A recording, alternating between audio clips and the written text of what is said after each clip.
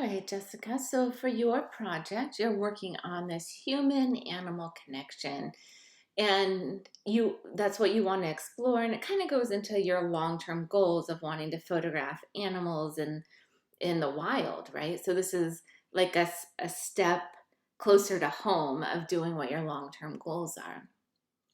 For this image, you're at ISO 800, 40 millimeters, f5 at 1/50th of a second. So the only change I would make there would be to scoot back a little bit and shoot with a little bit of a longer lens.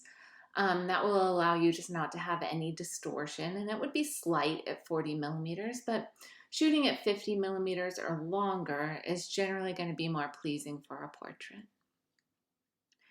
Your subject sitting down on the stairs and holding their little cat there. There's great eye contact between the subject and the cat. I think that really adds something. And I also have a little orange cat, and I could never hold it upside down and scratch its belly. That would be like me, I don't know, getting beat up by my cat.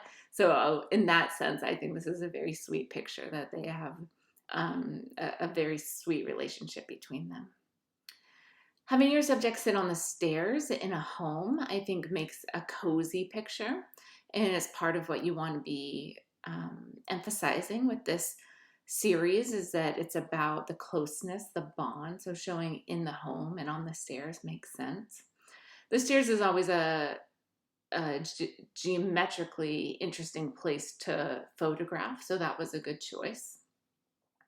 There's a lot of negative space above your subject, so here I would pull back a little bit and photograph lower instead of higher. You have about, I don't know, at least a third, almost half of the image that's negative space above the subject.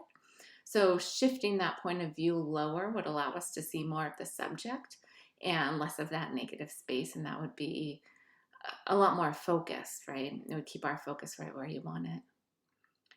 The light that you have on your subject is pretty strong lighting. I don't know if you have a big window that's open or if you're using artificial lighting here, but it's pretty strong lighting coming across, fully illuminating everything. In the past, we've seen some camera shake and high ISOs from you, so I'm glad to see that you're working with more light in this situation.